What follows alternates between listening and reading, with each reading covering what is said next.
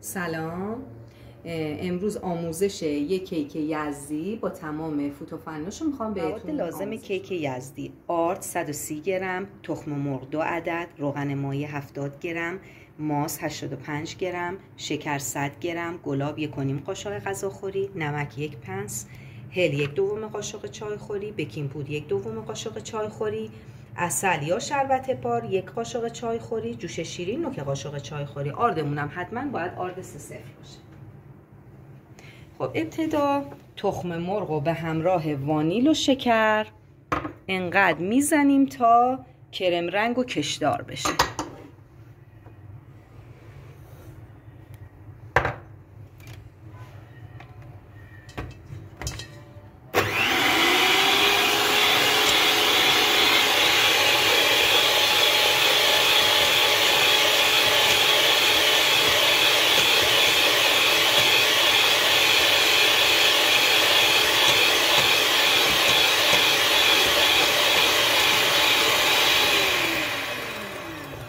حین کار دورگیری رو حتما انجام میدیم تا بوی زهم تخم مرغ از بین بره.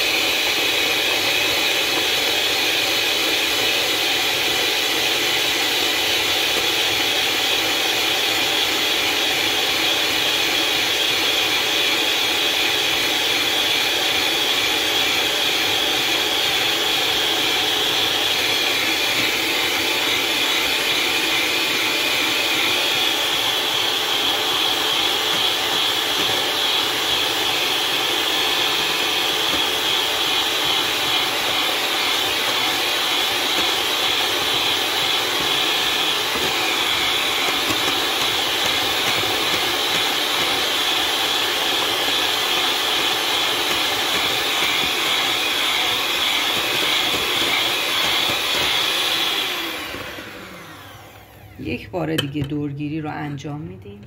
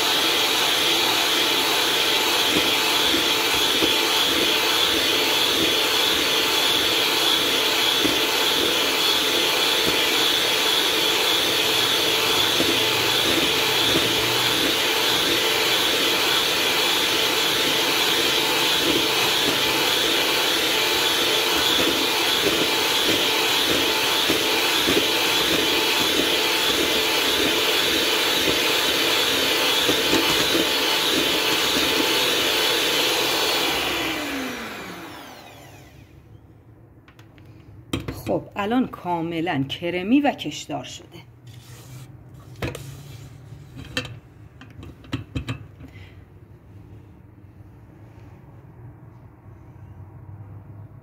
خب حالا ماستو به همراه گلاب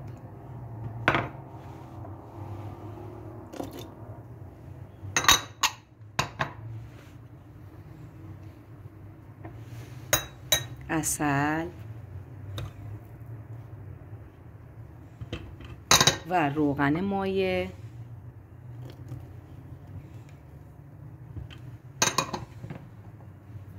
حالا باز در حد مخلوط شدن ترکیب میکنیم.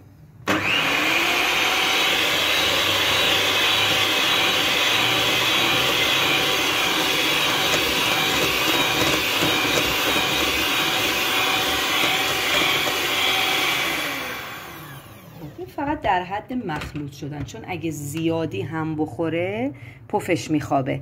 حالا آردمونو به همراه پودریجات دیگه با هم قاطی میکنیم، به موادمون طی چند مرحله اضافه میکنیم.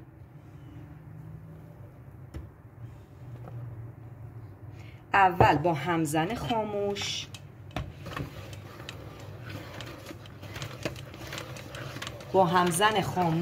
هم میزنیم. حالا با همزن روشن با دور کند.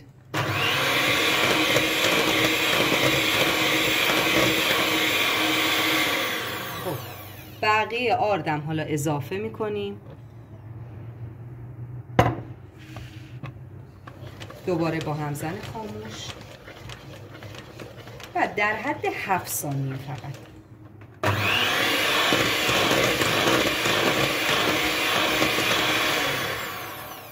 خب دیگه همزن کاری نداریم. حالا با لیسک دور اطرافش رو تمیز میکنیم و حالا میخوایم که بریزیم داخل قالب‌های کیکی اصلی. خب حالا ماست رو به همراه گلاب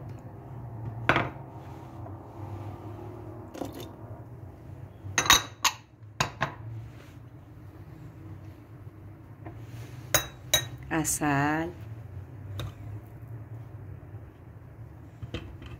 و روغن مایع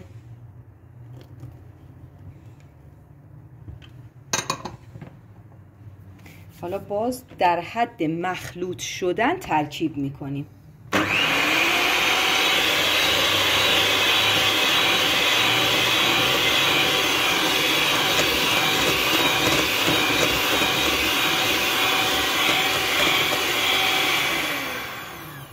فقط در حد مخلوط شدن، چون اگه زیادی هم بخوره پفش میخوابه.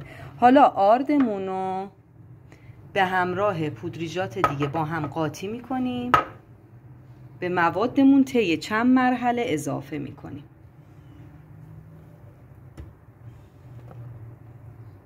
اول با همزن خاموش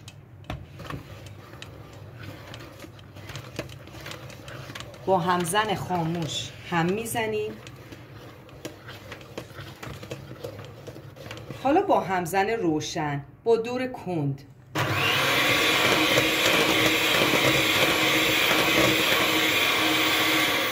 خب بقیه آردم حالا اضافه میکنیم.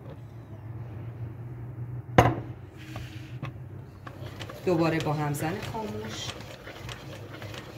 و در حد 7 ثانیه فقط.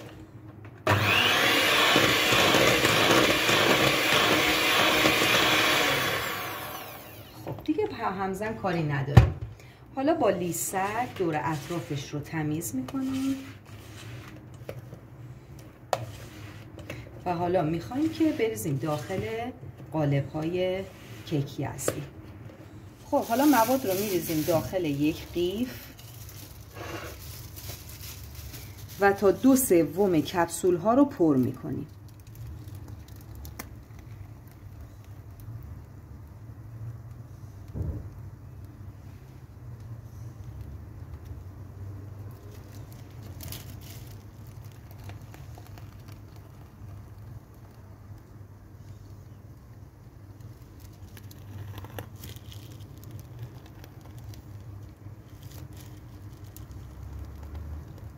وقتی 2/3 کپسول ها رو پر کردیم، حالا با یه مقدار روغن مایع و یه دونه چاقو یه به علاوه روی هر کدوم میندازیم.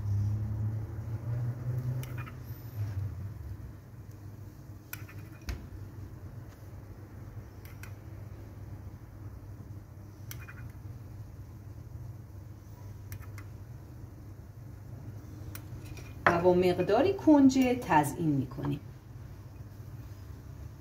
دیگه سلیقه، حالا گردو، پسته، کنجد، با هر چیزی که دوست داشتین میتونین اینو تزیین کنین.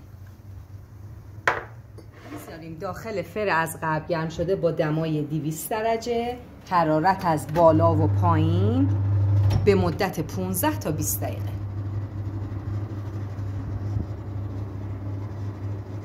خب الان بعد 12 دقیقه است. با یه سیخ چوبی چکش میکنیم. میبینیم که هیچی بهش نچسبیده، پخت کامل شده. دیگه خاموشش میکنیم و فر در میاریم.